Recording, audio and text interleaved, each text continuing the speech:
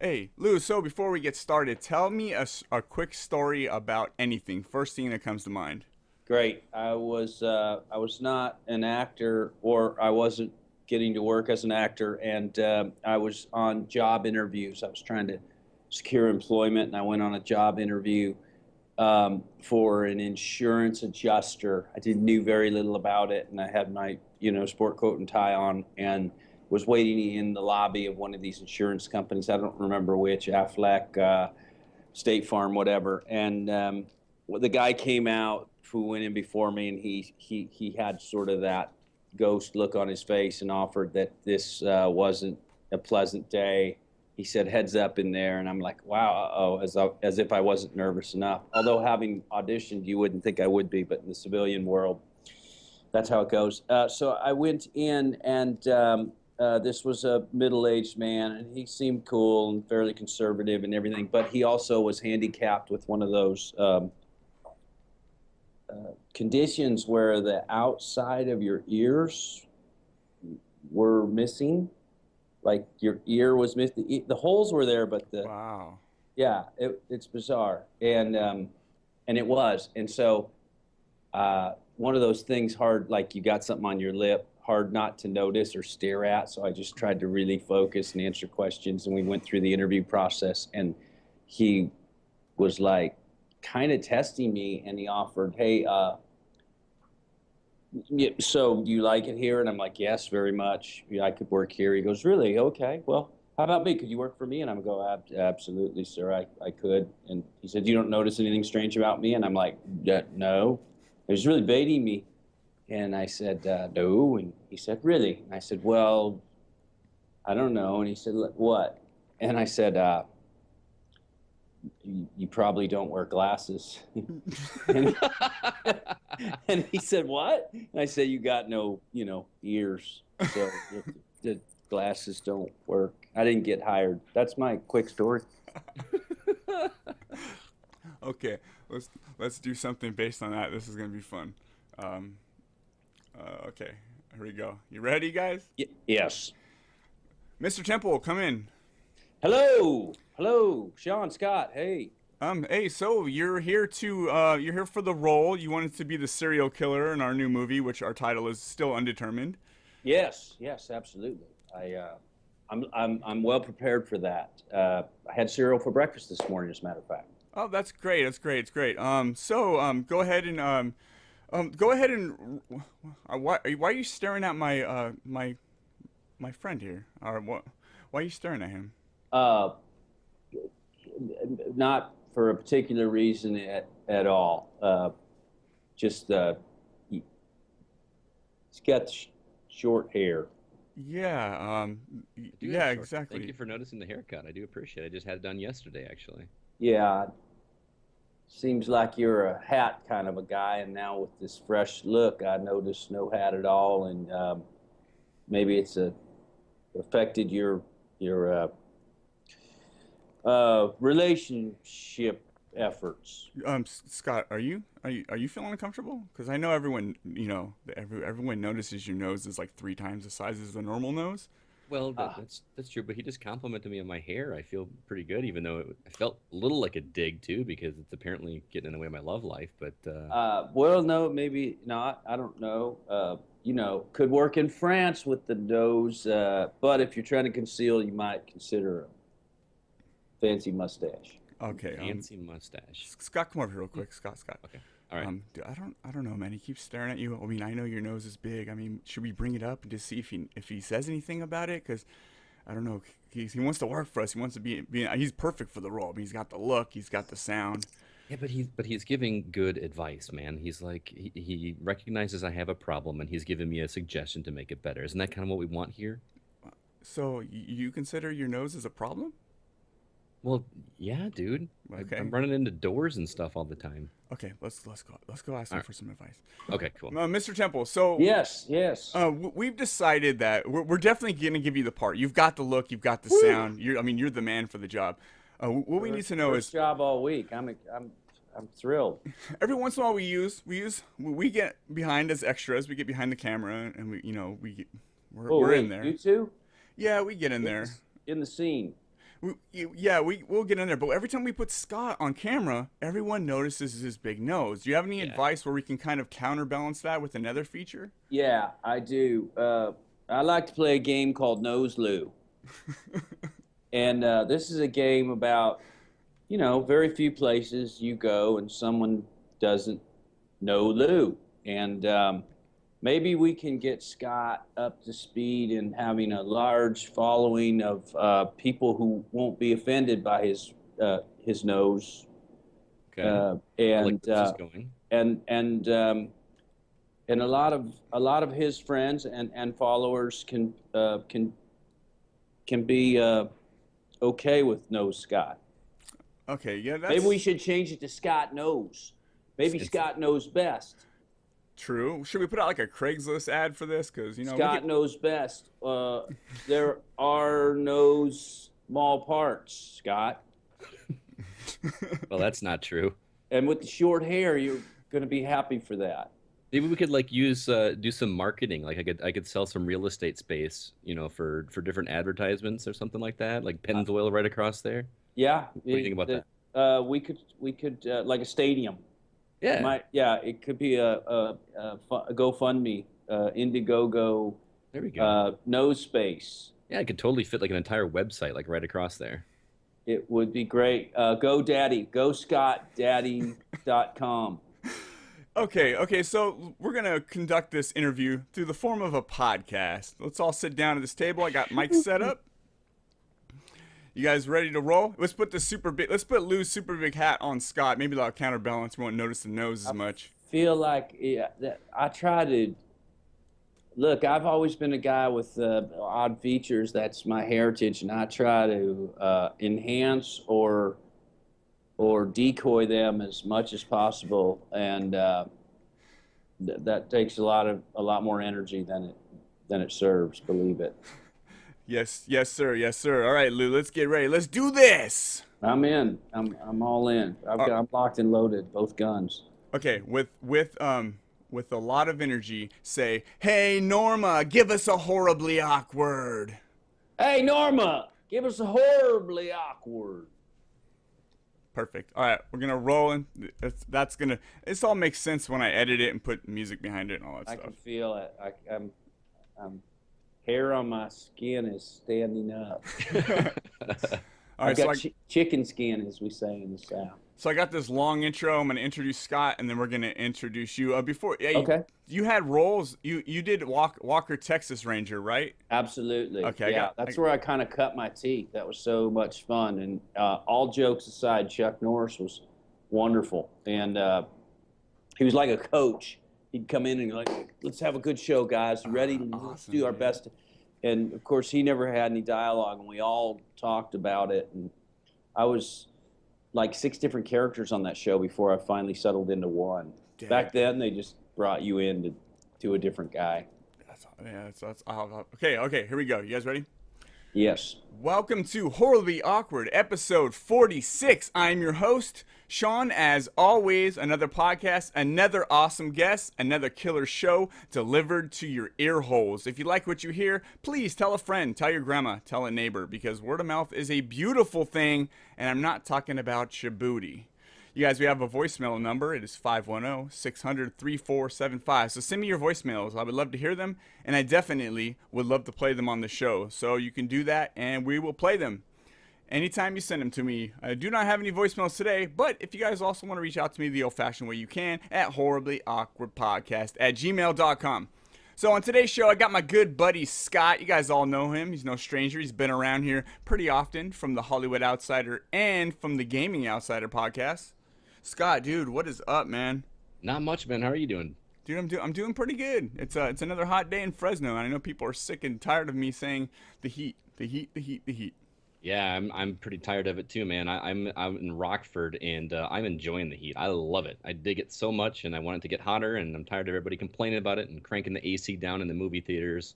So I got to bring a jacket to go to the movie theaters in the middle of July. It's awful. Dude, I'll pay sometimes to go to the theater just to get really cold AC for 2 hours. Yeah. Heck yeah. So, Scott, dude, we got an awesome freaking guest today. I'm so excited for do. this. This has been in the works for like 3 months. I've been trying to get, now we're here. I got him on the podcast. This is fantastic. You ready to roll? I'm ready. Dude, so, you guys, on today's show, he has done it all from TV to movies and a lot of them. From the Walker, Texas Ranger to Texas Chainsaw Massacre, the Newtown Boys, Deja Vu, Domino, 21 Grams, Rob Zombie's Halloween, and one of my favorite horror movies, The Devil's Rejects, Unstoppable, Rango, The Lone Ranger. Guys, I can go on forever. Wicked Blood, another fantastic movie. AMC's The Walking Dead. You guys, everybody, put your hands together. The man, the myth, the legend, Lou Temple. Lou, what is up? Hey, Yeah! Sean, Scott, good to be here with you today. And it's horribly awkward to be here on the Horribly Awkward podcast, but I'm feeling awkward-rific, and it's good to be here. Thanks. And we're moderate heat in guilty sunny Southern California. So, but I feel you in Fresno. That's high degree. I'm sure in Rockford, you're happy with some warmth. Scott and our friends down south are probably experiencing a lot of humidity about now. So. Oh yeah, some of them are talking about heat index being up to like 108, in some places 115. So yeah, that's good. That's good wine cellar weather. Yeah. Cave dweller weather.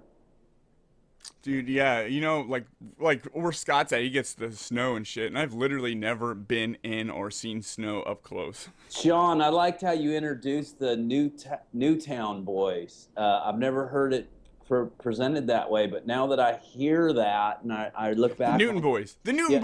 Newton. But the Newtown Boys is perfect because it was a film about a band of brothers who were notorious outlaws in Texas, and it was all made up of budding young Hollywood movie stars, and they entirely could have been a boy band, from Matthew McConaughey to Skeet Ulrich to Ethan Hawke to Dwight Yoakam, Vincent D'Onofrio. I mean, that would have been an awesome boy band, the Newtown Boys. Yeah, I totally read that. I totally read that wrong. I was trying to so go. Perfect though. It's so ideal. Newtown's back. All right. Dum dum dum dum dum dum dum. Like it could have. And Richard Linklater was doing it, so it seems like he must have scooped something there for School of Rock. I get it. Yeah, that's great. You got the look, man. You got that boy band look, Lou. I'm feeling it. Yeah, I could be the boy band's bus driver. Yeah, that's gotta be awesome. Boy bands don't even take buses anymore. Actually, probably no one takes buses anymore. Everybody Ubers. Oh, Uber. You think rock bands Uber from town to town? Yeah, that would be an expensive Uber. Yeah, but they're rock stars. That's true. That's the decadence of these days. Rock stars is Uber and yogurt, frozen yogurt. Yes, I love that frozen yogurt. I pile so much candy on that shit. It's not even healthy anymore. They just weigh it. They don't even charge you for it. They just weigh it. Yeah, I always feel gypped though. I'm like, you want to go for the light stuff. You want to go for the fluffy marshmallows, which cost you nothing. You start putting like chunks of chocolate on there. M&M's gonna cost you more money. Yeah. Yeah, I load it with gummy bears. Those are heavy. Gummy bears are great. The gummy bears in Colorado are particularly interesting. Really? Yeah, based on they've Oh, he's talking about the herbs. Yeah, little edible there. Would you like a gummy bear, Lou? And 30 minutes later, you're just like, what? I watched that happen to a lot of people recently at a convention. It was hilarious. It was hilarious. They're free thinkers, and when they say just eat a little bit, that's what they mean. They're not kidding. So Colorado's done good with their forward-thinking, commerce of their cannabis, right? Yeah, that stuff's great for the state and taxes and that's the point. There's schools and roads, and they're out of debt. we could do that in California. Yeah, there's just so many crazy people who would abuse it and just be eating a handful of gummy bears and driving a bus. Yeah. No, which no one would be on, by the way, No. because everybody wants to be a rock star, right? But we Yeah. all got reasons for that. Now I'm sort of riffing on Mr. Jones, which is the song from Adam's Mr. band. Jones. What's the name of that band? Are we thinking the same? No. What's the name? Yeah, Adam, and it was not like the Blues Travelers, but 90s. He had dreadlocks. Mr. Jones and Me. Mr. Jones and Me. Counting Crows. Thank you. Okay, There you good. go. You guys are way better than I am. Yeah. I suck with names and titles. You know, like And reading. Yeah, nowadays with seems like music. you're good with a list in front of you. Nowadays, since we're always on the go and we have all of our music on our phones and shit, I never even look at the titles of songs anymore. I couldn't tell you what song. I know what they sound like. I know the lyrics, Right. but I couldn't tell you the title. That's sad because Justin Bieber, he kind of puts it right out there on the, is it too late to say I'm sorry? Just sorry. Of all the things I expected to hear you talk about today, man, Justin Bieber was at the way bottom of the list. That's I know that awesome. always surprises and/or disappoints most people. And Oh. at the time I was doing Lone Ranger, I had no idea who that guy was, but Johnny Depp's daughter was probably right in the wheelhouse for being and Justin was at the height of his popularity, apparently. Yeah, Johnny Depp's daughter, she's starting to do acting as well with like Kevin Smith's daughter, which Yep. on the Yoga Housers. That's gonna be Yep. a cool movie. Yoga Hosers. Yoga Yep. Hosers. Yeah. Yeah, that was at Sundance, and I was at Sundance with that this year. And Johnny came out publicly at some point and said, "I'm a believer," and I thought that was both very cool and very sellout. But it seems good. It seems perfect. But we were at Sundance, and Johnny's daughter and Kevin was there, and Johnny was there with Lily Rose, and I was there with Rob Zombie for his new movie 31. Yes, dude. We gotta talk about that because I just watched the trailer and Yeah. I've been so excited about this. I love Rob Zombie's way of making movies.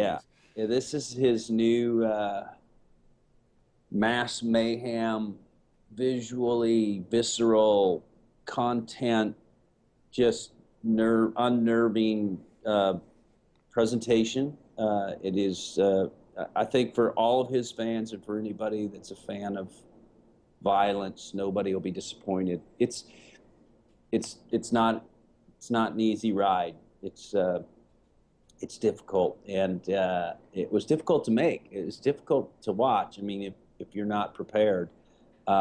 It doesn't have what I would say the humor that Devil's Rejects has. So there's not like any tutti frutti, or there's no, what's wrong, kid? Don't you like clowns? There's none of that. But it's full on just unrelenting violence, and it's turned out well. So it comes out September the 16th at a theater near you. Oh yes. I And can't wait.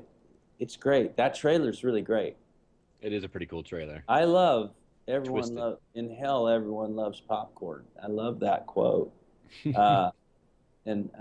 So this is great, and everyone's really great in it. Obviously, Rob does his thing.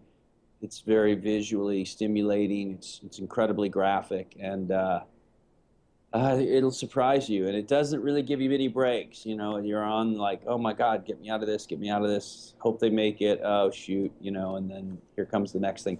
I reference it like if you were gonna make in a terrarium, put like a tarantula and a scorpion and some red ants and some hornets and a rattlesnake and a rat, and then just for good measure, a little baby potbelly pig, and just shake all that up and Shake just it up. see where they all landed. They wouldn't leave each other alone, and that's sort of the tone. It's very mean, this movie. It's very Awesome. Yeah, I'm so mean-spirited. excited. So- I'm so excited. I mean, I remember because I'm good friends with Sean Freeman and Normie, Matt, and Ted from Zombie Cast. So, last time you were on there, you had talked about like not much about the movie because there wasn't much to know. But I was like, Yeah. I want to know more.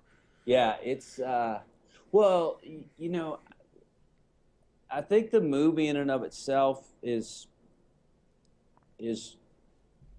fairly simple, but what comes of the movie is not. So we never see like if bad things pit themselves against each other, or like the killers have to survive. Everyone has to survive. So you start to get a sense of, oh my God, what lengths they go to just to take the next breath? And it's just animalistic. It's very interesting. Yeah, how'd you feel all dressed up like that in the little shorts and the chainsaw and the Well, mask? Bob was interesting because he said, when I put on makeup and go do my show, I feel like an entirely different guy. And he's absolutely right. You don't feel yourself, so you're able to give yourself the freedom to go do some of the things that you are being asked to do, which aren't very normal.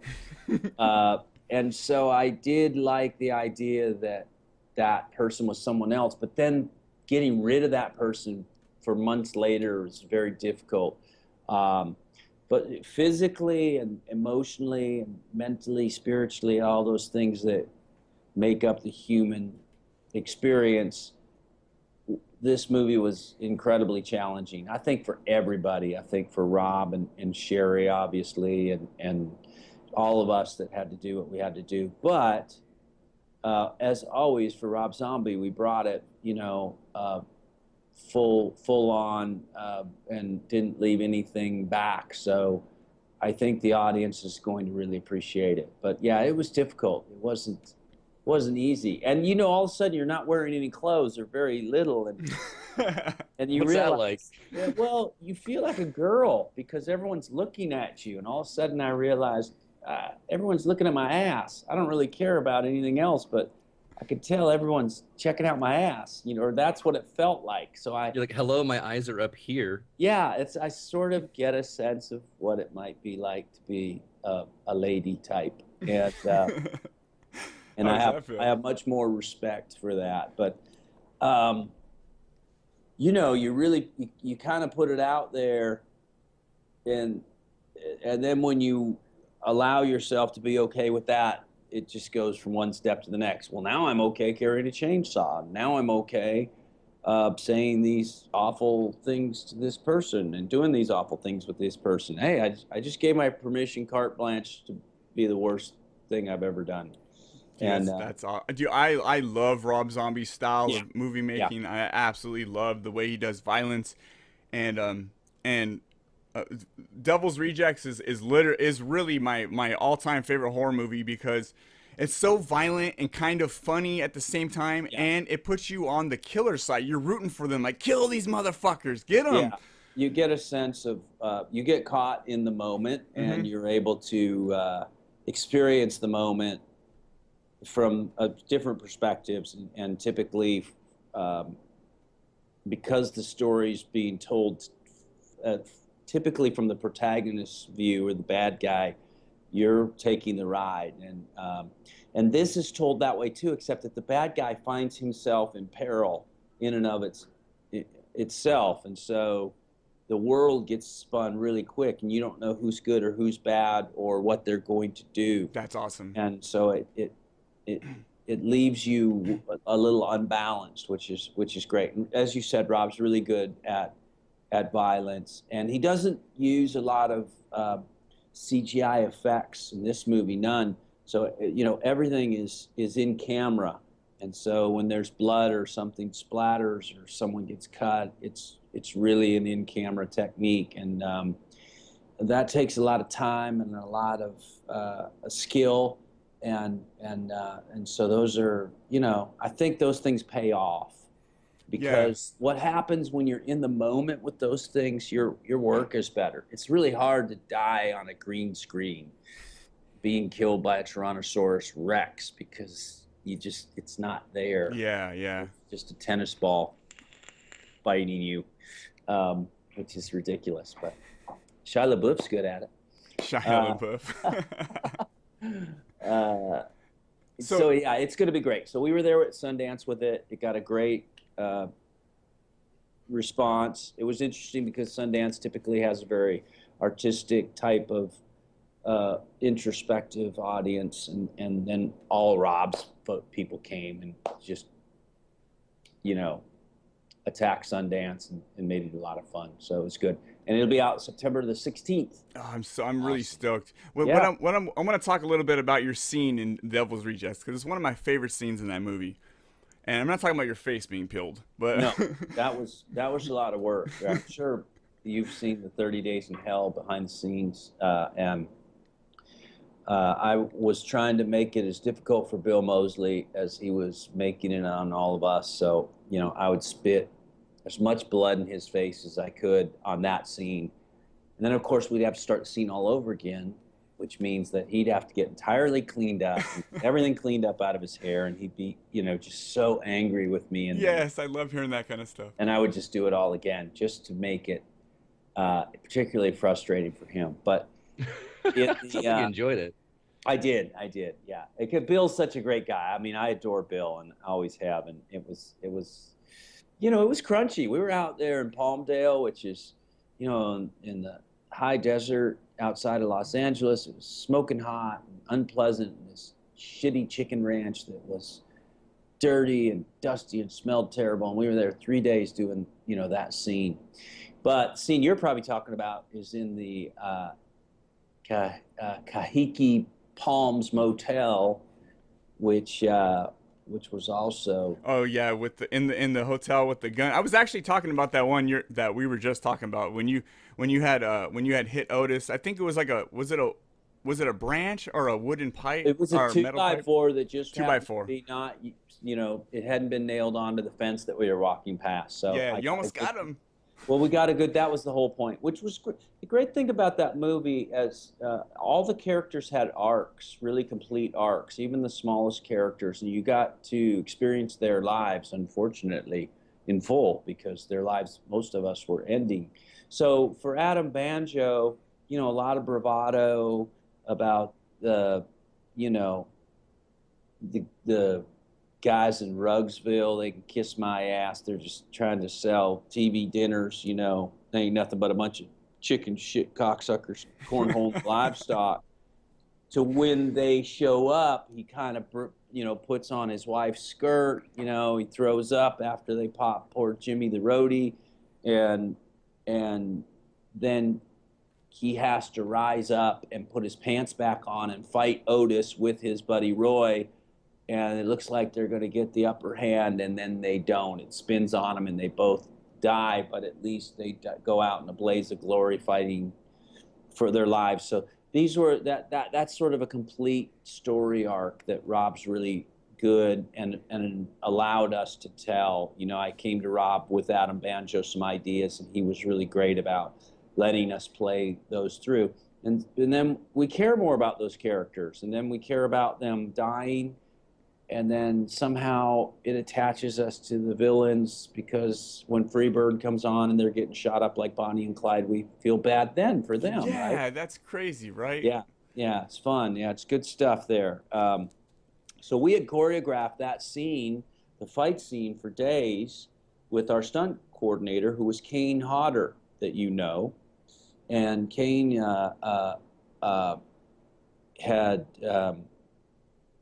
had been Jason Voorhees, the original, for all nice. those years from Friday the 13th. And so he was really good about making sure that not only did the fight scenes look great, but also that we were safe. And in one of the scenes,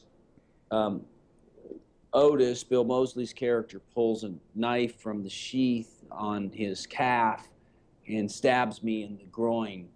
And we had a retractable blade on a stunt knife. And in this one, it was an insert shot where Bill was just going to pull the knife up to show the blade before stabbing and then cut. But Rob, the scene was going unexpectedly well, and Rob didn't call cut. And Kane came running in and stopped the scene, and Rob was,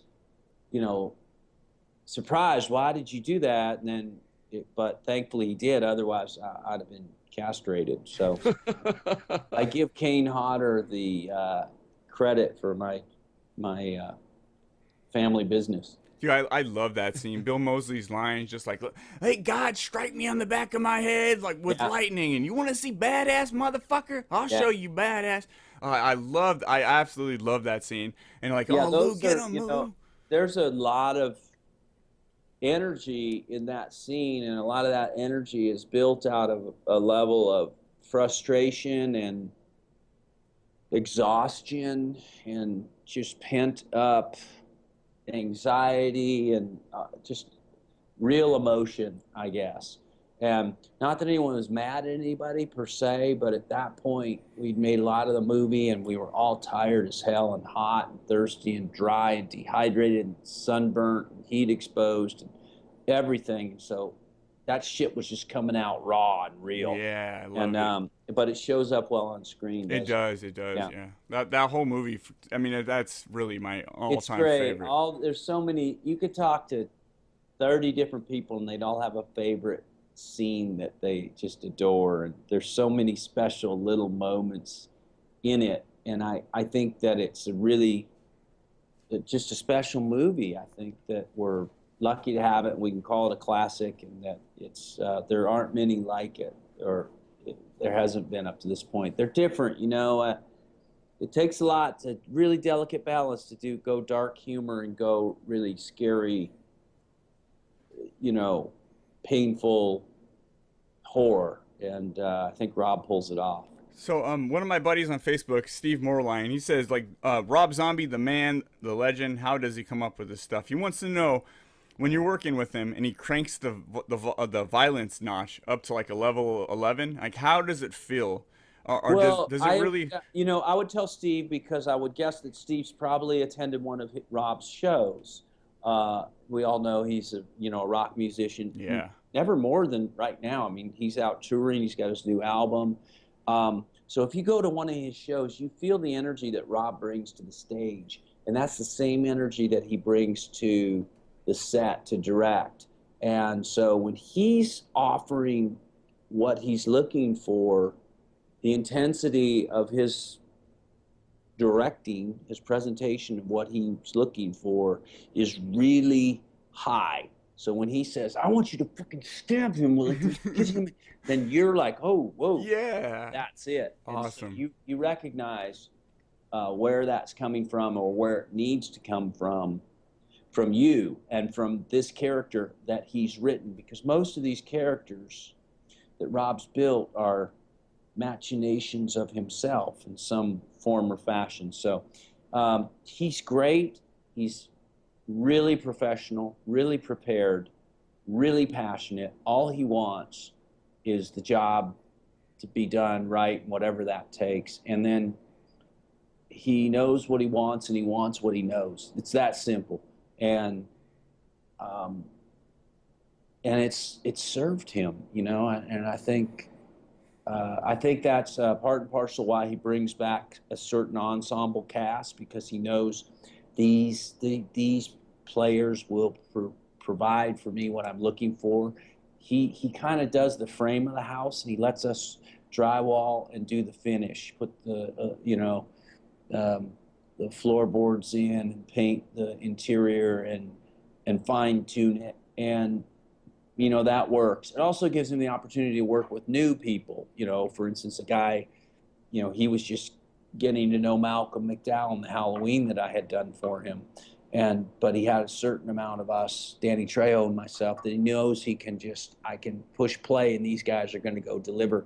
And he does expect you to bring something to the party. So don't show up without a game plan, because he doesn't want to have to give you one. And, I think all those things have just helped him. Plus, he's a good storyteller. Yeah. And if he tells stories in all of his music, and he has done. And he's been great at directing. His music videos for this new album are fantastic. They're great. Hey, Lou, I want to ask you a question. Yeah, man. Real quick before I do, my co-host from the Hollywood Outsider, who's like the biggest movie nerd I know on the planet, nice. He wanted me to say hi to you. Oh, and hi. What's his name? His name is Aaron. Aaron, how goes it? 2 A's. And right? he also wanted me to say that he liked you in Longmire. Yes, that's so cool of him to say that, and I appreciate that. I did Longmire last year, and I haven't done it yet this year. My character apparently is still out there.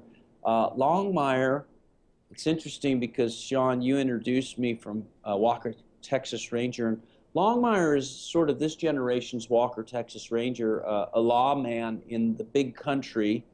And sometimes when we live in an area, and you're not close, but closer than we are, Scott, in Illinois, but a place this takes place in Wyoming. It's based on some novels.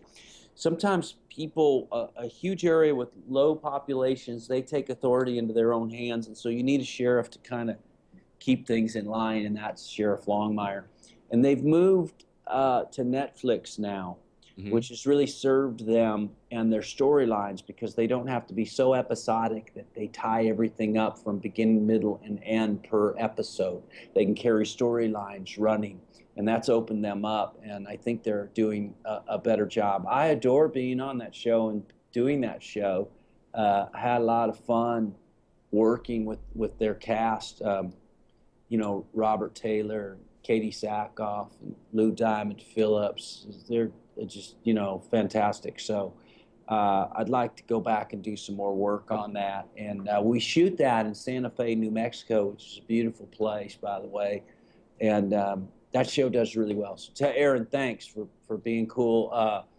I had a scene where I had to line dance, kind of my achy breaky heart type of performance with the lovely, vivacious Katie Sackhoff and on a date. And she was excellent at it, but that shit's not as easy as it looks, y'all. To try to do that and talk and sort of act, it was challenging. But she was great. I was mediocre, but good enough to pull it off and then get tackled by her. So, hey, Aaron. My question is going to sound like a total jerk question to ask because please. so don't be offended by me.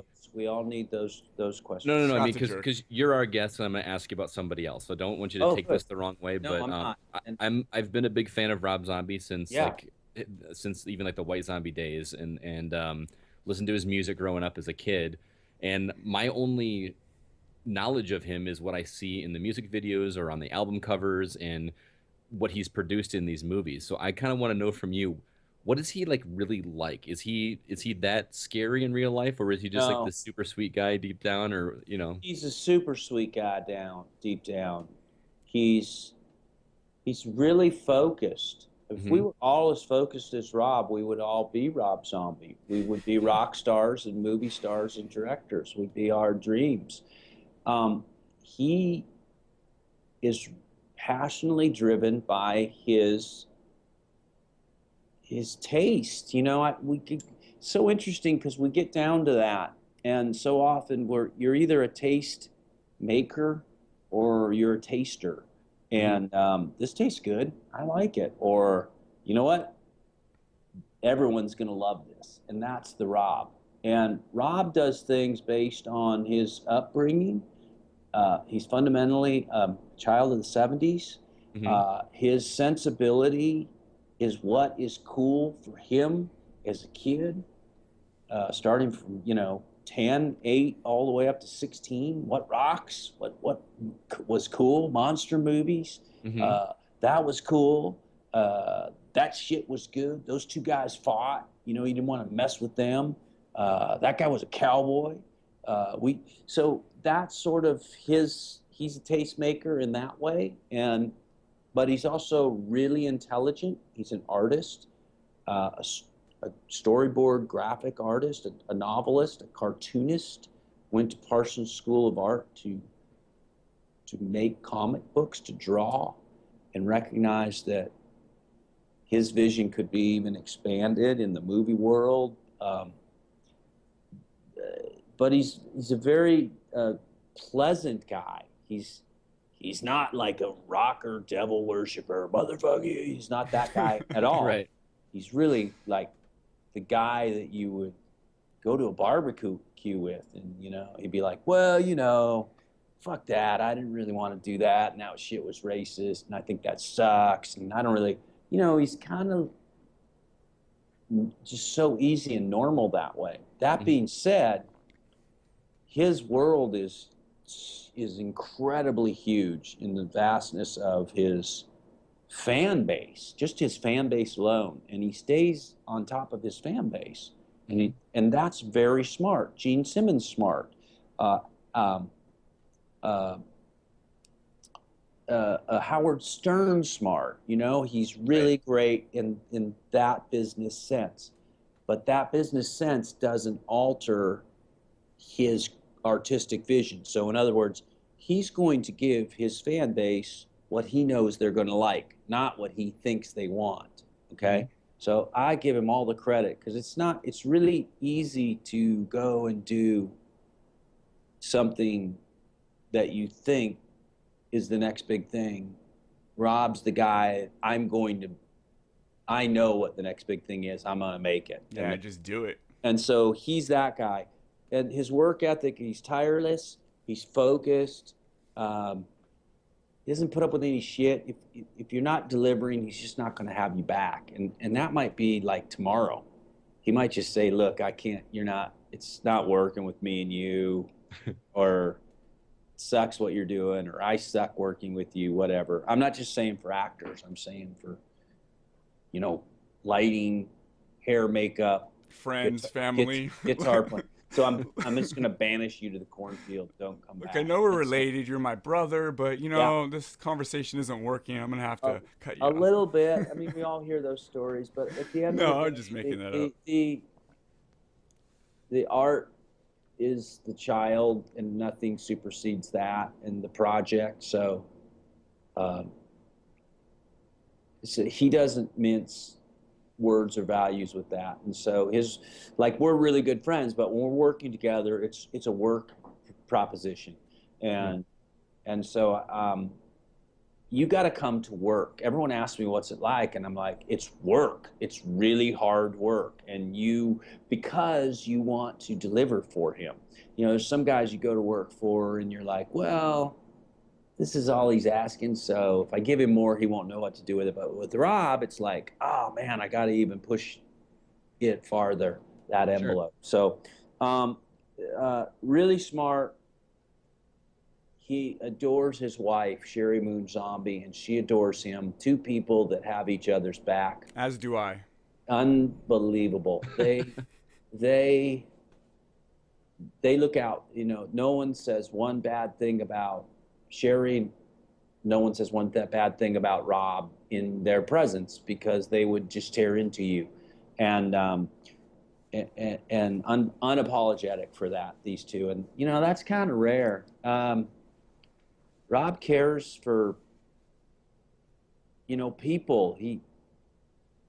He's he recognizes nostalgia, and I think bygone times. I think but he also he's a master of innovative updating of himself.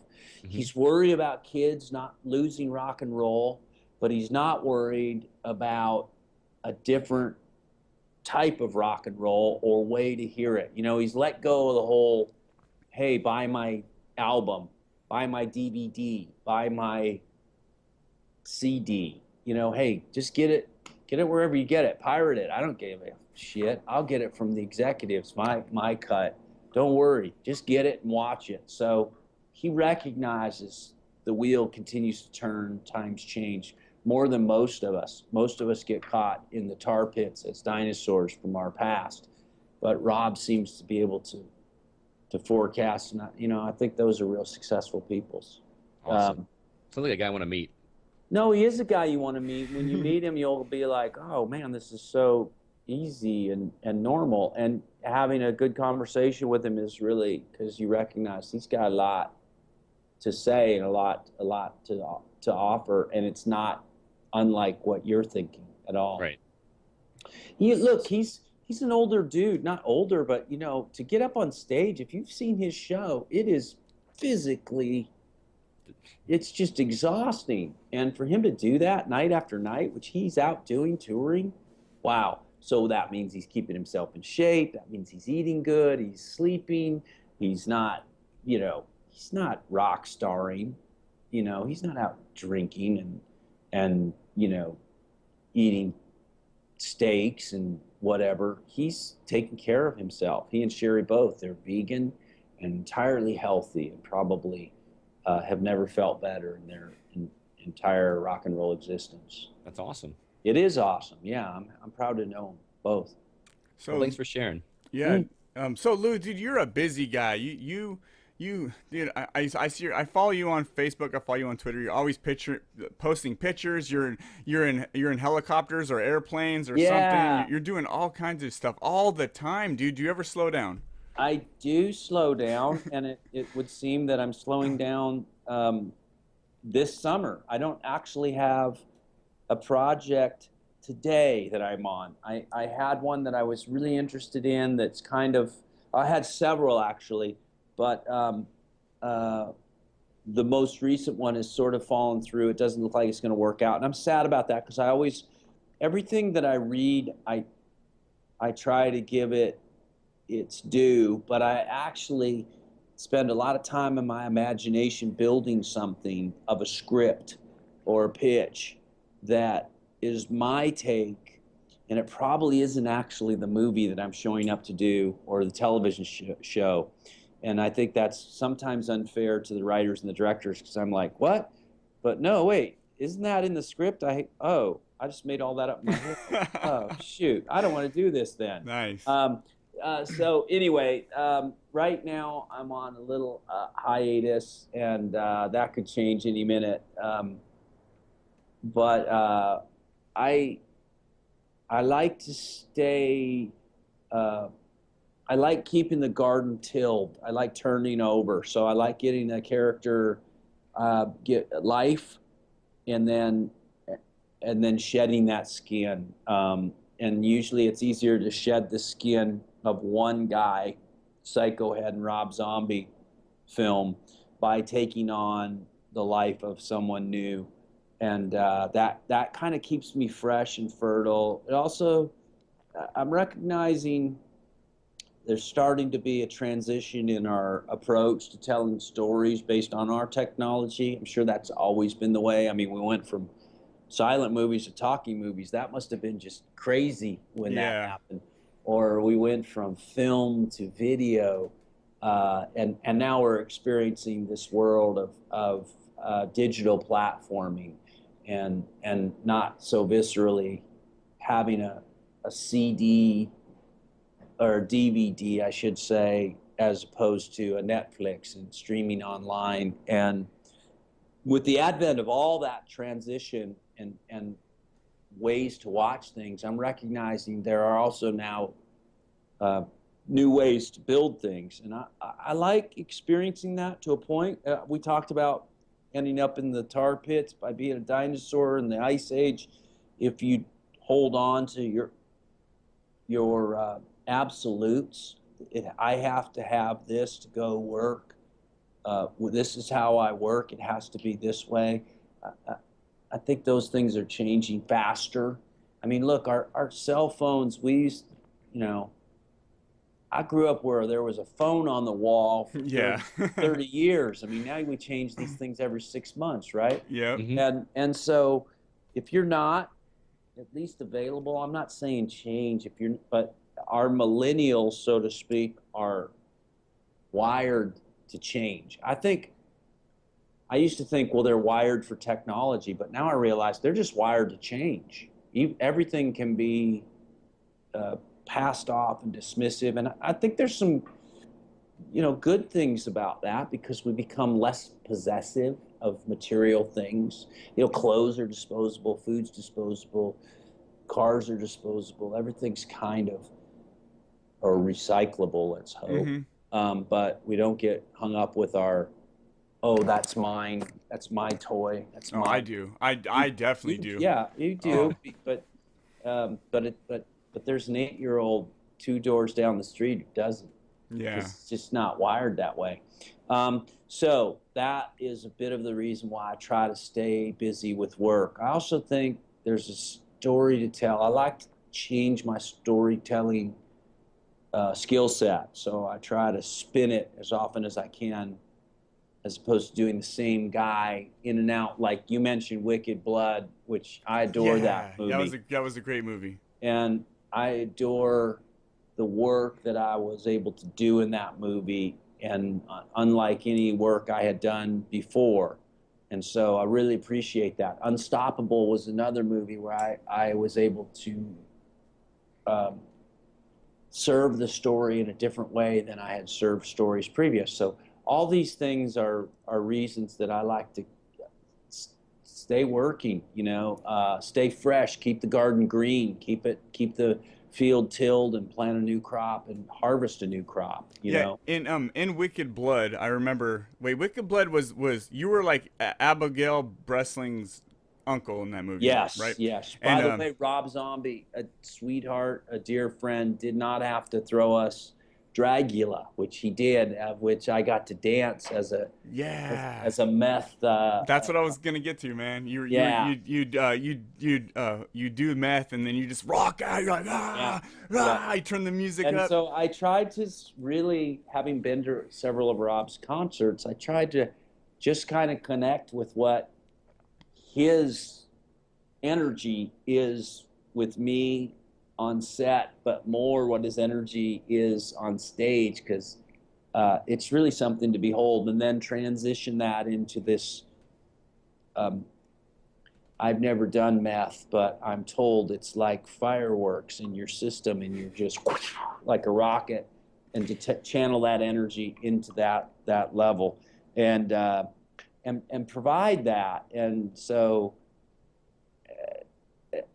that was so great, because I like to work sometimes where I have a soundtrack, or in a film, there's a song that is my theme song for the film. And so for that movie, it was Dragula. For this movie that I did 31 for him, it would be something like Black Betty, the Ram Oh, Jam. Black Betty, Yeah. oh, Black Betty. Yeah. So, so those things sort of inform my character, or my energy, or my whole physicality, showing up to set in my earbuds that morning. And those are things that I've found become serviceable. And so I never use the same song twice. I change it up. I would, a good idea would be for all these movies is to put out a compilation disc, like a tape that you made your girlfriend back in the day. Mixtape, yeah. A mixtape of all my music that's informed me for the character in that movie. And you should, man. You could probably market that. That would be very interesting. Every actor should do that. Yeah, that's a good point. That's a good point. Every actor should. And you'd be surprised how, like for Rob, for instance, Rob has great music. I mean, you've listened to it. You go to the gym, you'd be surprised how many of these buff, meatheads are cranking reps to Rob Zombie music. But Rob never uses his music in his own movies. He just doesn't do it. And because he finds better attachment with other music that he's found. With Devil's Rejects, it was so interesting because he knows that I love music and I like music and play a little music, that he thought it would be really interesting to have Banjo and Sullivan, who were a band, a country band, a bluegrass band, put out an album. So he asked me if I could do that, and I thought about it, and I said yes, I could, and I wrote 10 songs, and we went to Pedernales, which is Willie Nelson's studio, and recorded an album called Banjo and Sullivan Custom Classic. And then Rob at the time was doing a radio show, 103, with Steve Jones from the Sex Pistols, here in town. He was hosting, and he would play songs from that album, and people would call in and say, yeah, I remember Banjo and Sullivan. They were kind of this left-thinking, free-spirited, outside-of-the-box band that would open up for the Allman Brothers in the 60s and the 70s. And Rob was like, yeah, exactly. And then, of course, the movie comes out, and it was all a spoof.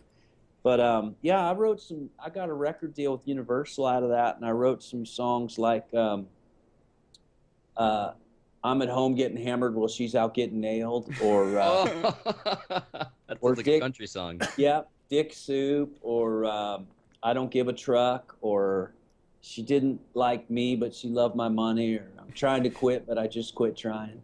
Oh, And nice. so it was really great. It was a lot of fun. And Rob used some of that music. And, you know, he's just got a good sense of great music, like in The Devil's Rejects, all the lovely songs he used and the Terry Reid music that he used. And um, I think the artistry of what he does in total is impressive. And I think, you know, that's it.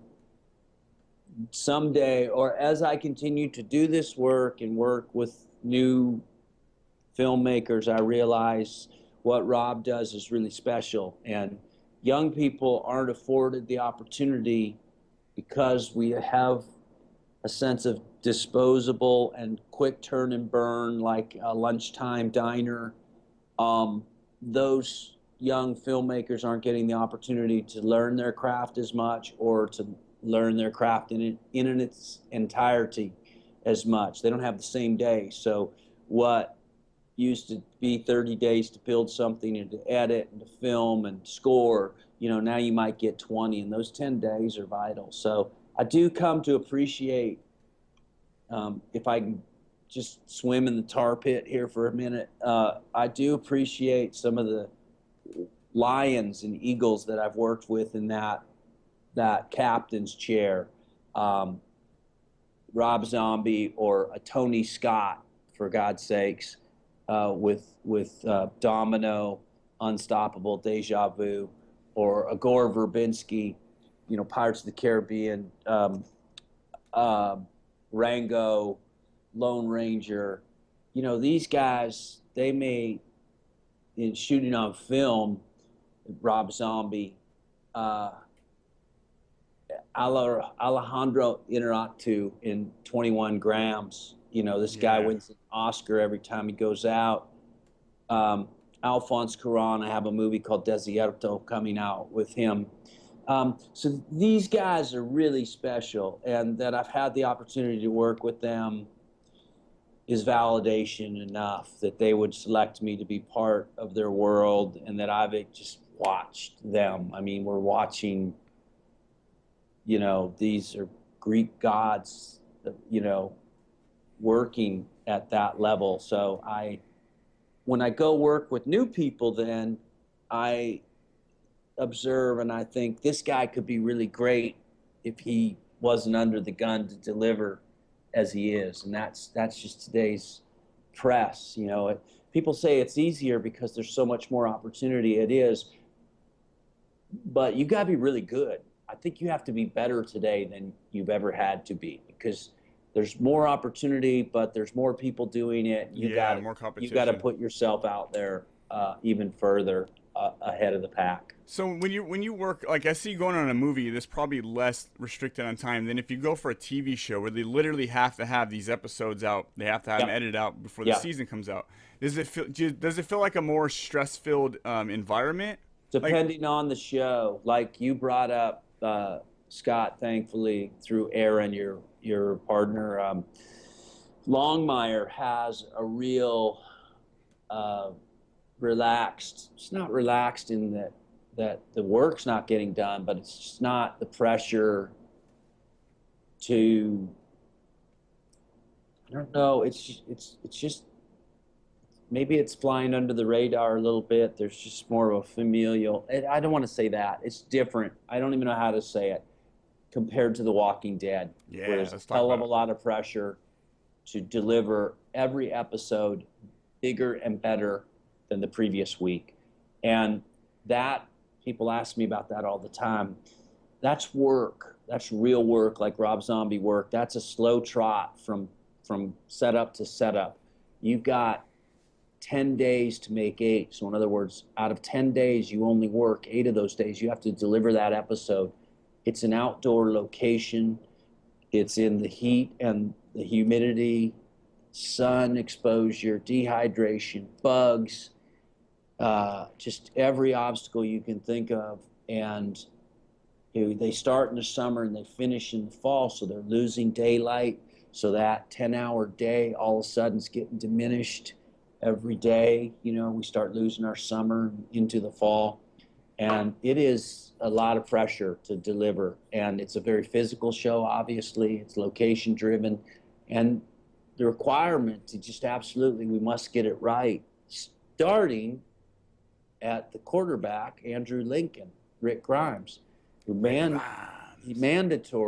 You must have it right. So, but the thing with this show, everybody's pulling on the same side of the rope, and I've never experienced where it's just such a absolute team, from the producers to the writers to the directors to the cast to makeup to hair to the vanities to the wardrobe to the camera electric to sound to score. Everybody is on the same page, and everyone is trying to help deliver and with the same goal, and it really serves the show. It's a great family. You're brought in to participate. You're not brought in to be placed at your level as, you know, this is what you do, don't get in the way. And you're brought in to help. And so it's an amazing experience, one that I've never had. And I don't want to say, I wouldn't want to compare the two when I reference television to like Longmire but I think the thing with Walking Dead is so special, and I know why, but it seems so simple to say, but it's hard to relate. But yeah, it's great. Look, in the very beginning, Andrew Lincoln, John Bernthal, and Sarah Wayne Callies, those three started that show thinking that it was going to be 6 episodes, we'll be done, never have to see this again, or whatever. Yeah. That's the very best that we can do. The very best. A zombie show? All right. And Frank Darabont, and God bless them, they put it out there every day, and that set the tone. It's never changed. Given it their every bit all. And when you're brought to the show, somebody from the cast, typically Lincoln, Andy, comes to you and explains to you what's required. In his British accent, right? in his British accent. Which is so weird when you hear that. I'm so used to hearing him like Rick Grimes, like these guys, don't mess with us, you know? No, he's great, and the show is great. So you came into The Walking Dead season 3, right? That's like right when the show really started picking up. The prison season. You're Tyrese. You and Tyrese. You played Axel for the people listening. Lou played Axel, and then Tyrese is who's Tyrese, the actor? Well, Chad Coleman played Tyrese. Chad Coleman. Yeah. Okay. You know, we came into the season. It was so interesting, Scott and Sean. You know this, that season 1 was getting started. Season 2 was rather self-contained at Herschel's farm. Yeah. It didn't branch out much. And there weren't a lot of players. So when we showed up in the prison, season 3, we were 5 new faces of these prisoners. And for not just the show, but for the cast, it was like, oh my God, more humans, new humans. Danger. And we were a reference point of where, you know, obviously things to come. And so at that point, there wasn't things like Alexandria or Woodbury or Terminus or Hilltop or all this that's going on, where it's really expanded exponentially, where I don't even know how the writers keep up with all the players. But so it was really kind of fresh. And so those 5 prisoners, and it was fun, and we were newbies, but really being brought in to serve the show. And it was such an experience. I had no idea. You know, I had done a lot before The Walking Dead, so I'd had a career, and I had never experienced anything like it, and haven't since. And I had no idea of the visibility that I would ultimately have and do have from The Walking Dead. I got coffee at Starbucks this morning, and the girl was like, "Oh my God, are you Axel?" And I'm like, yeah, "Oh my God, cool, I man. am." And don't mess up my coffee. But yeah, it's been really phenomenal, and I guess we say this often, it's the gift that keeps on giving. And people ask me, well, what did you take from it? Like, you got your prison or your crowbar? You know what I took was friends, lifelong friends, like Vincent Ward, who played Oscar, my prison mate. You know, those experiences, or a real friendship. I had known Norman Reedus before, but you know, we spent a lot of time on set and dinners and whatnot, and continue to do so since. There's an Andy Lincoln, and Sarah Wayne Callies and Bernthal and Dave Morrissey. Those are all friends that I could call on anytime and say, hey, how you doing? So I think that we've been through all a certain something that connects us forever. Or Scott Wilson, for goodness sakes. My gosh, that's so, such a delight. So That's so awesome. And I have to say, when you popped into The Walking Dead, I thought for sure, first impressions, you were bad news. yeah, yeah. Well, that was the tone that I would say this, I always reserved in the closet some fangs that if we wanted to break out a storyline, which we did talk about, where we were going to kidnap Beth and take her into the woods, Axel was, and the surviving group, Rick and his gang, were going to have to come and find us.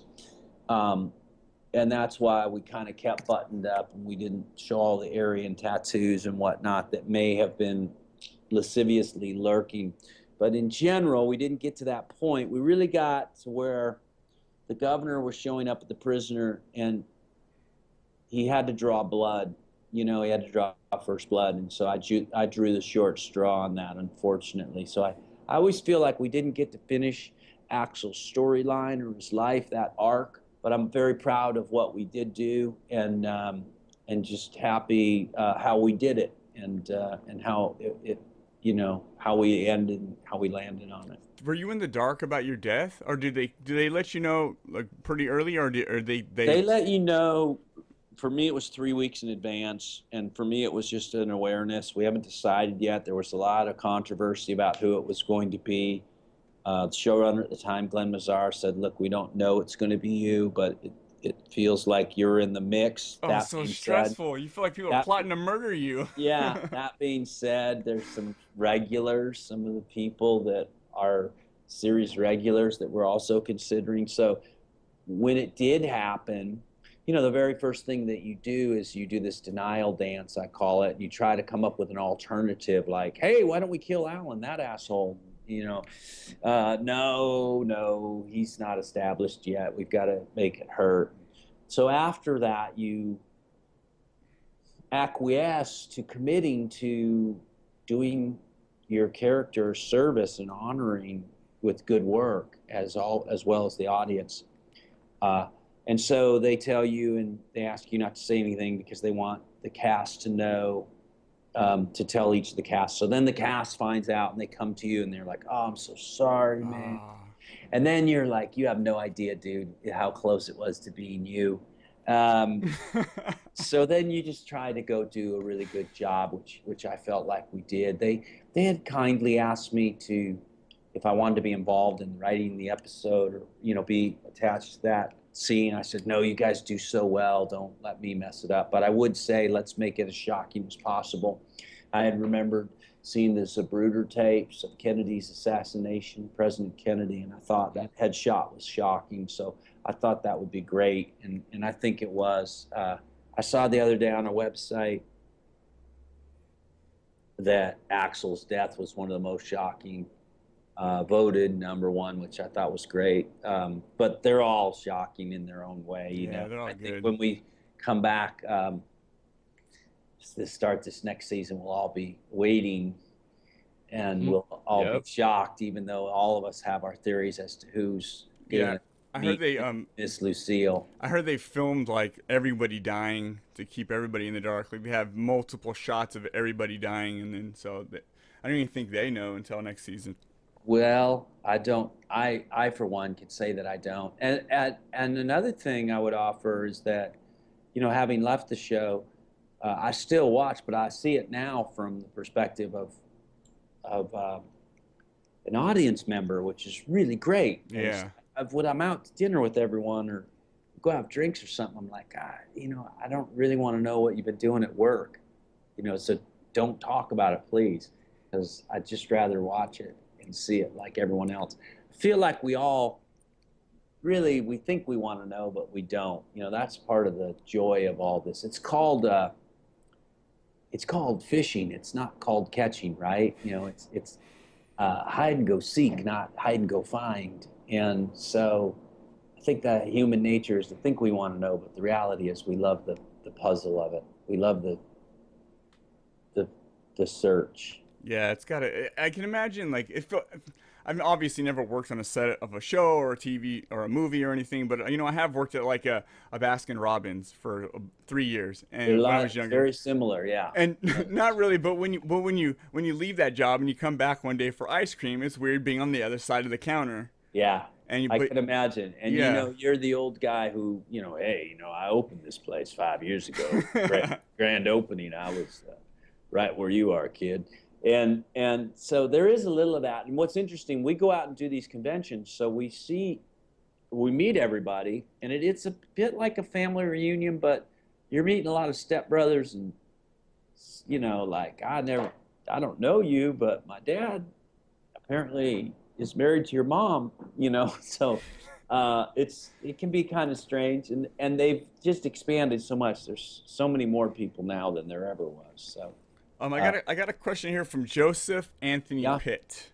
All right, Joe Pitt. Joe Pitt. He says, have you ever had the shit, not literally, scared out of you on the set? Being in a prison full of zombies would creep me out. Well, yeah, if he's talking about The Walking Dead specifically, that prison environment was all new. So we were all learning that set day to day because they had built it. That wasn't an existing set. That's a soundstage studio, but very, very authentic. So there were alleys or tunnels or hallways that we would go into we had never seen. Oh, neat. You'd be lost, like you'd be entirely in the wrong place that you shouldn't be, and it would be dark, and you'd be like, oh my God, how am I going to get out of here? But typically, there's been times like on the Lone Ranger, riding hard across the desert, balls to the wall, and heading towards a cliff. I'm being filmed long lens with Army Hammer leading the charge as the Lone Ranger. There were some times I was like, we're going to ride off the cliff. Oh, so you're actually out there on horses riding full speed. Yeah, and so there's been times. So I would say that Joe Pitt, I'd be more scared at that moment, wondering if I knew that we shouldn't ride over the cliff, but I didn't know that my horse knew that. So I was on the range white knuckling a little bit for sure.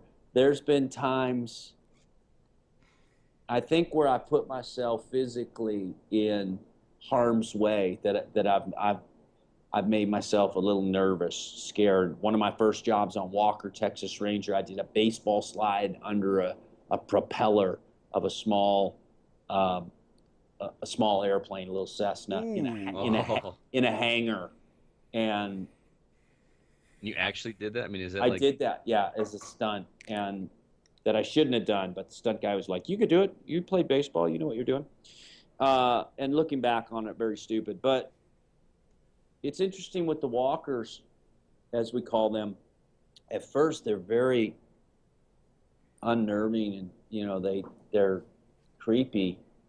They look awful, and you don't want to be around them. But then you recognize that you're around them all day, and you kind of get used to them and a little desensitized. And then all of a sudden, you're having lunch with them, and talking about current events, books, and music. And you're not the lunch. Yeah, and then they leave, and it's some hot chick, and they're like, "Bye, Lou, see you tomorrow." And you're always like, "Who are you? Where? What? Oh yeah, I was the walker you were talking." And you're like, "Oh my God," because they're just so well done. And you clean up nice. Yeah, absolutely. So it is rather bizarre, and you do have a bit of desensitization to some guy with half his jaw missing out there. But yeah, that can be scary. That's a good question, Joe.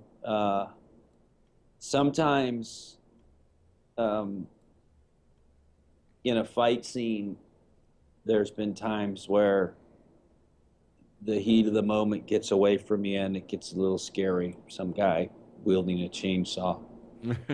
I get a little nervous about who I've become. That's I can imagine your life. It seems so fascinating to me. I mean, Yeah. I just work a regular general labor job, and I listen to podcasts, and I get to watch the movies and all these TV shows that you put out. And for me, as an audience, it's member, just a watcher. It's so different from the stuff that you get to do, and I'm always fascinated by that. It is an interesting, lifestyle, and it's a perspective. The one thing I would say is that the more you keep your imagination available to you, the better things are. It's a reason you have it, not unlike your muscles. You got to keep them in use, and they will serve you. And so I think that if you keep your imagination, attend to it. It's okay to receive things, but you got to put things out too. What if it had done? Questions, I guess, are good. But so I try to keep my imagination as fresh as possible so that I'm able to bring it to my storytelling. Yeah, that's so awesome. I got a couple more questions. Yeah, man. We're at like an hour and 15, so I'm just Cool. making Let's sure keep you know. going. Yeah. Okay, cool. So, let's see, from Gidget, she does the XD experience. Actually, she met you at Walker Stalker Con. Oh, very cool. And you did an intro for their podcast as well. But she just said, like, Yes. she says, Lou, you are love, and you are the nicest person I've ever met. Oh, that is so sweet. Thanks, Gidget. I appreciate that. I feel the very same thing about you and your cool name, Gidget. And I'm wondering if your name's Gidget, do you go by Gidge? And how annoying is it that people are always throwing Gadget at you? Yeah. From like Chippendale. Yeah, Gidget and Gadget. She should marry Gadget, and then it's like Inspector Gadget, and then it's not. But Gidget's super cool, and Gidge, and she just seems like somebody that would show up with a cool mystery mobile, and you'd head down to the beach in San Luis Obispo after having been in Colorado. She is. Gidget's super cool. A beach van full of Mexican lettuce. Yep. So her and Mike do the XD experience, and Well done, Mike. You got a good partner there. You're a lucky man. that's his sister. Yeah. See, he's grown up with Gidget, so it's old hat for him. Super awesome podcast. They since they got the pre-built connection. Does anyone notice Scott's still not wearing a hat, but you and I are? I can go grab one. It feels like there's one in the closet back there. So. Yeah. I left my closet open again, Sean. Sorry about that. Yeah, it's one of my OCD Just keep things waiting are for kicking someone to come out, but So yes, we talked about the short hair thing. here's a serious question. No one's Lou. getting that reference, right? You must be a lesbian because you got the short hair. Scott does look like a lesbian though. That's the Axel code. Well, I'm a lesbian trapped in a man's body. Code of disclaimer. All right, serious question. Serious question. Before I ask that, I'm gonna post a couple of pictures here. Lou, are you married? Yes. Okay. That might stun our question a little bit, but doesn't matter. We're gonna have fun with this. Here we go. Let me see. Where's my pictures at? Pictures. Before I do that, I gotta post. How do I? Okay, I'm gonna add a couple pictures here. Okay. So this is from. I've seen those. They're in the chat box where you typed earlier. Okay, I'm waiting. I'm looking. Are they popping up yet? You might need to push that little dialogue thing that's in the bottom right corner to pop open the chat. Right. Okay.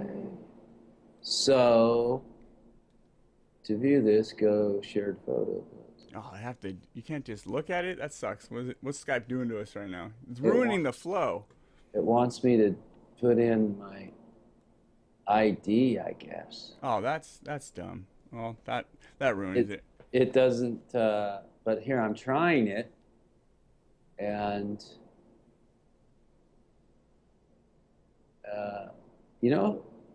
okay, I get it.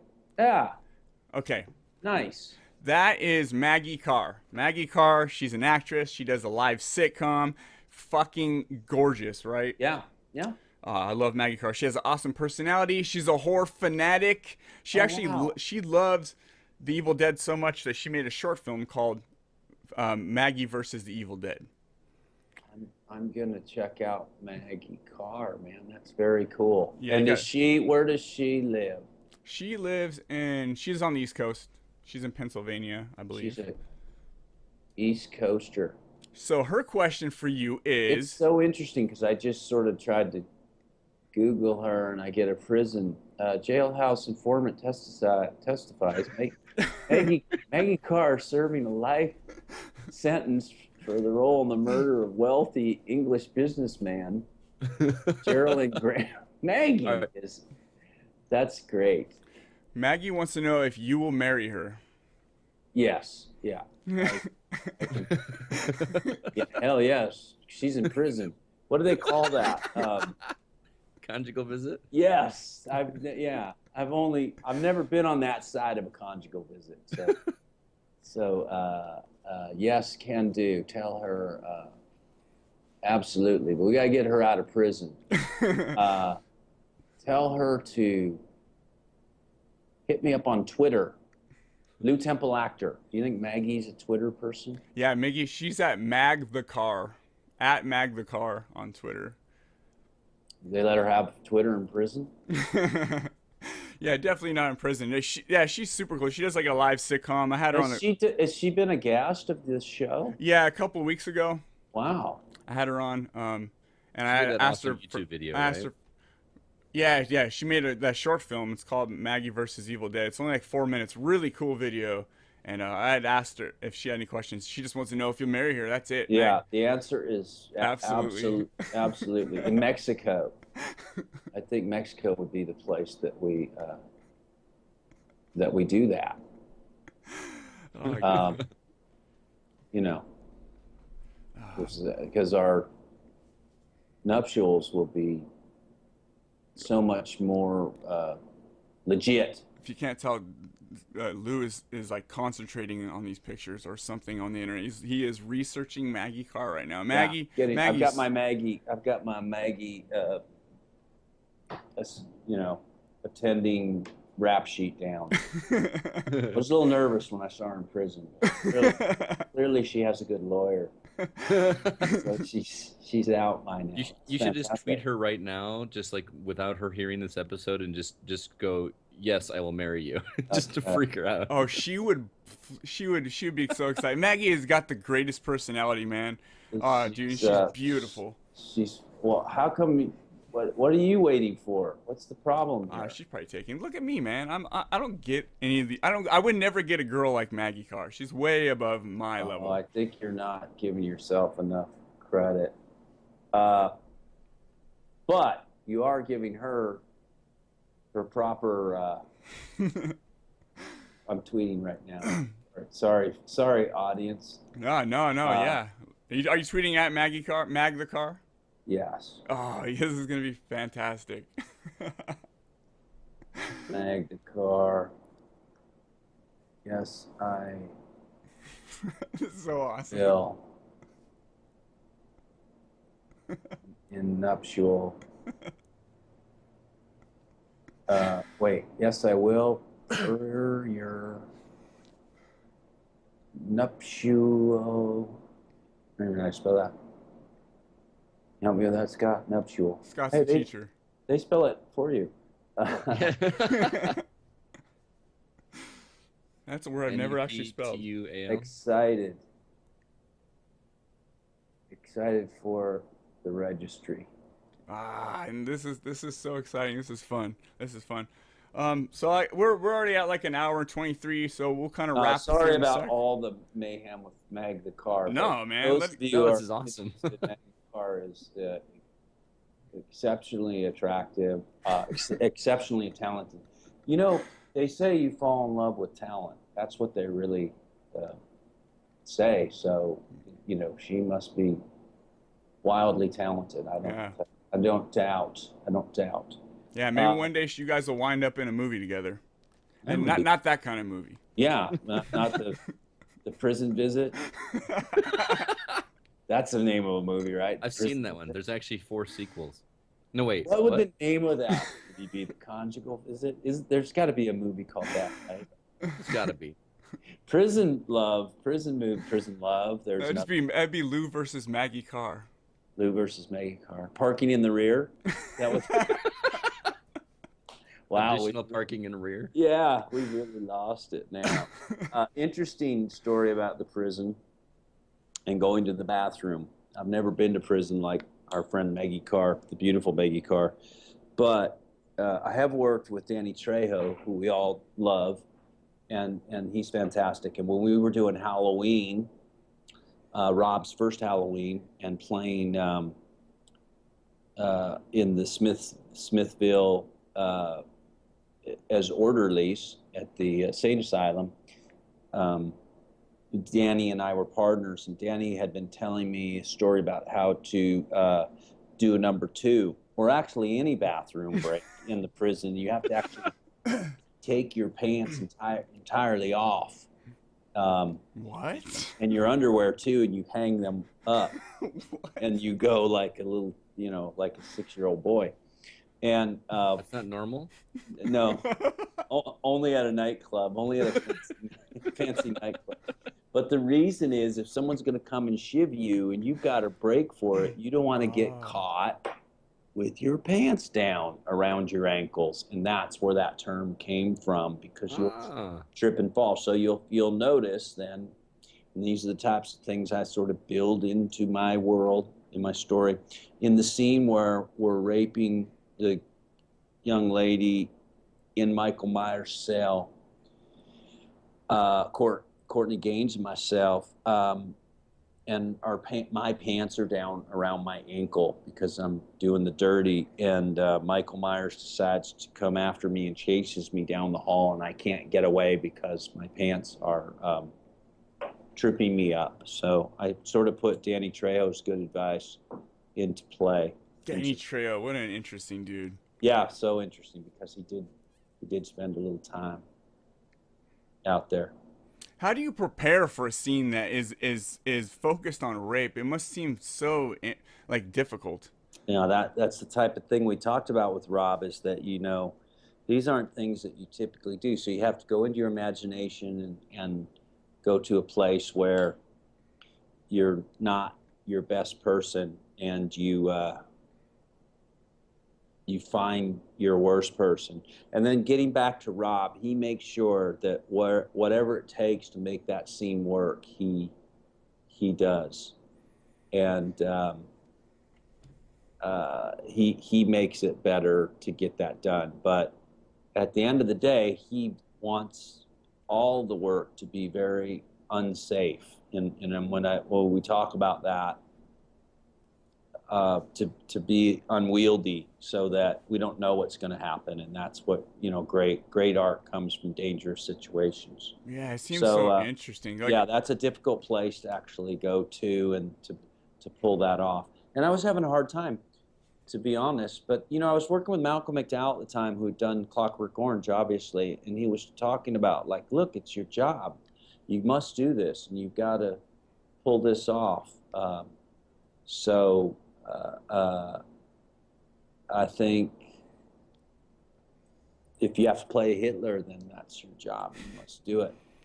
Yeah, and that's we find these things that are in us that we don't really like to shake up much, but that's where we have to go. So I give a lot of people credit for doing what they do. Yeah. All actors, actually, and musicians, for putting it out there, cutting a vein and bleeding in front of the audience. Yeah, there's some movies where like Straw Dogs, Last House on the Left, yeah, I Spit on Your Grave, with these long, like 5-minute intense, just focused in rape scenes. I'm like, how did they get into those scenes? I mean, for the female and the guys, like, yeah. And then when you get off, are you like, wow, I feel dirty, I need to take a shower. I just yeah. And you feel like you feel like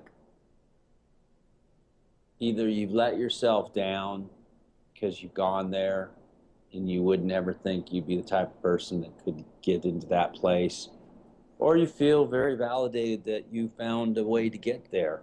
And sometimes you kind of experience both of those things, a bit of a lift, a high of just accomplishing something that's very difficult, but then a real low and a letdown that I just did something, really awful. Do you ever see yourself on screen and feel self-conscious? Don't Self-conscious? I judge my work. I recognize, oh, look, I'm just doing this or I'm doing that. I recognize my bag of tricks that I might do. And I'm like, but I don't judge my intentions. I always recognize my intentions on screen, and I recognize they're typically in the moment, and I'm okay with those. I don't find false moments in my work. I do. Consciously. Every episode I put out of this podcast, I think, damn, I could have done that better. I should have sounded. Oh, I think there's always that. That's just being critical. But if you really look at yourself and say, what was I trying to accomplish? Yeah. I was, look, life's about focus. If you can just have a moment of focus, not entire moments, just a moment, just every 60 seconds, if you can bring 3 of those to focus, you'll find success. Yeah, I just get wrapped up in my head. Sometimes I get so down on myself. I'll take. That's why you got Scott. That's what. Yeah, Scott's my rock. Scott helped me kick. He actually helped me kick off like the very first episode. Every once in a while he'll come on and when I got we have someone to talk to, so we'll just kind of chat it up. Scott's always around. He's always down to podcast. One of the guys I could look to. Well done, thanks, Scott. Nice. I'd like to have him on. Sean's a good guy. Right. I can tell these two S&S guys got each other's back. I feel like we need a little heart with an S. Yeah, plus an S like in the middle of it. S&S carved on an oak tree. Yes. Yeah, like an arrow going through it. You were talking about coming out of the closet earlier. Man. Maybe I just did. All right, Scott, dude, it's all out in the open now. There we go. Oh no, it's no longer a secret. So I got one last thing. Angie Freeman, who is Sean Freeman's wife, I love Angie. She just said, I love Lou. He was always great on ZombieCast. Thank you, Angie. It's so nice. And Sean's super cool, and both of you are as well. And, I think it's important to keep being, I do these because I want to be available to the audience, and I want the audience to be available to me as well. So I think that's important, and I typically appreciate the conversation, and I think that it gets to become rather regular, We're regular, everyday people, as the song says. It's always nice to talk to actors, someone who like you, who's always, you're in the industry, and to get just an actual hangout conversation with. That's what I like about podcasting, rather than we're on a radio show. Hey Lou, this is this, and you gotta you gotta drop your lines quick. You gotta say them snappy. You gotta be full of energy, rather than this is how I hang out. I'm just relaxing. I'm hanging out with the S&S crew. Horribly awkward, getting horribly awkward, and we're just talking, which is neat. Yeah, we've had some awkward moments, Maggie Carr. Oh, Maggie, so beautiful. I'm excited. You notice that Sean didn't ask me to be on that episode. Yeah, I didn't notice that, but I was, but I can see why. Yeah, obviously. Exactly. Yeah, Scott would just be drooling the whole time. I don't need that. I don't need that. Thanks so much for being here, man. It was a genuine pleasure to talk to you. Thank you very much, Scott, Sean. It's been a pleasure. I would say to your audience, hey, keep tuning in to horriblyawkwardpodcast.com and see what great guests or conversationalists show up next. Yeah, super cool. So you follow me? Yeah, you follow me. I was wondering if you could do a quick plug after we're done here right now. Okay, will do. Let's wrap it up, guys. We're at the end of the show. Lou, go ahead and plug where they can find you, what they can look forward to. Anything you want to say right now? You got the table for a couple minutes. Yeah, I'm social media, I guess, like we mentioned, Lou Temple Actor on Twitter, which I tend to. The Facebook page is a Lou Temple fan page, which I don't do. But the people that administrate it get the information to me. IMDb, Lou Temple is always a good place to figure out what I've got coming up. What I got coming up, as we mentioned, Rob Zombie's 31 in September. I have a cool movie in September coming out as well called Shangri-La Suite. which is about killing Elvis in 1974. It's really kind of interesting. I play Dennis Hopper in that movie. That's cool. Ah. I have a movie called Desierto I made mention with a guy named Jeffrey Dean Morgan, who happens to play this this new guy Negan with a baseball bat. I love baseball. Also, Gael Garcia's in this movie, and it's directed by Alphonse and Jonas Cuarón. And another movie coming out in December called Kidnap, where it's I take Halle Berry's son, and she wants him back, and so that becomes a bit of an not a bit or full-on action thriller. And so a lot of cool stuff in the pipeline, and I'll keep doing cool stuff. There's a movie I'm excited about called Feral with Scout Compton Taylor, and Renee Olmsted, and directed by my friend Mark Young, who also did direct Wicked Blood as well. So I'm seeing good things for that. So that's exciting, and that's what I have. So check me out. Follow? Yeah, Awesome. you know, my friend Ted, or Ted Bracewell, you know him from ZombieCast. He actually went and did some extra work recently with Scout Taylor, or Scout Compton. What's her name? Scout Compton Taylor. Yes. Yeah. Yeah, I don't know. You did some stuff. I wonder if that's the movie. I'm not sure. It is. might very well have been. No telling. It was here in Los Angeles, is where we shot. Yeah, he was filming something in some diner. He played the guy who would get up and go use the restroom. We always need that guy.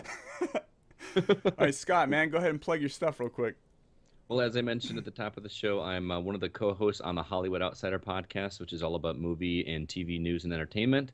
And as much as I do love movies, gaming is my passion, and I'm actually the one of the co-hosts on the Gaming Outsider, where we talk about video games and converse with our community on that podcast as well. Wow. I try to keep nice. gaming in a positive light. So. Yeah. Well, please do. Yeah. And you guys know the Horribly Awkward podcast can be found on the BS Podcast Network, so go over to bspodcastnetwork.com and listen to all the great shows over there, which are Pure BS Podcast, Real Stupid Podcast, XD Experience, Accidentally the Whole Tip, that's the real name, Bitches Who Do Work, that's the real name, Dropping Loads, that's a real name, and Geek Dig. And you can also find me on Twitter at awkward_podcast or at They Call Me Iams, this is my personal account. And you guys can send me emails at horriblyawkwardpodcast@gmail.com. And my voicemail number is 510-600-3475. So, Lou, before we close it out, what is one thing you've learned on today's podcast? The main thing that I've learned is don't judge a book by its nose. Have you learned anything today, Scott? Have I learned anything today? I have learned that how to poop in prison. How to poop in prison, yes. Yes. Take my pants completely off. I'm going to have to just put that into my repertoire when it's time to move my bowels. No, I just every time I get a chance to meet an actor such as yourself, it's just amazing to me just how normal and easy it is to talk to you, because like growing up watching movies as a kid, I've always had this picture in my head that movie stars are like in this other realm of reality, and it's just fascinating to me to just sit and have a regular good old conversation with you. So I really enjoyed the conversation. I'm Thanks. happy to be part of that. Happy to break that veil of unavailability. Yeah, that's totally not it. Technology's awesome. Yes. Yes, thank you, Lou. Thank you so much. Sean, what did you learn today? Well, I did learn that prison thing, which, you guys are going to come to my house and you're going to see my pants hanging on the outside of the bathroom door every time you guys come over now. Yeah. Like, I definitely learned that, like, doing movies and just rehearsing lines over and over, and it's hot and sweating and you're getting angry and irritated, but you just keep doing it, and that's when the passion comes out. I obviously learned a lot about Rob Zombie, which is a lot of fascinating stuff and super cool. For Scott, I didn't learn anything about you because I knew everything. You're a pretty open book. You post a lot of pictures, and I get to see it all. But yeah, this is super awesome. So before, hey Luke, this one I need you to say. Very easy. As Gidget would say, peace out, Brussels sprouts. As Gidget would say, peace out, Brussels sprouts. Boom. We out.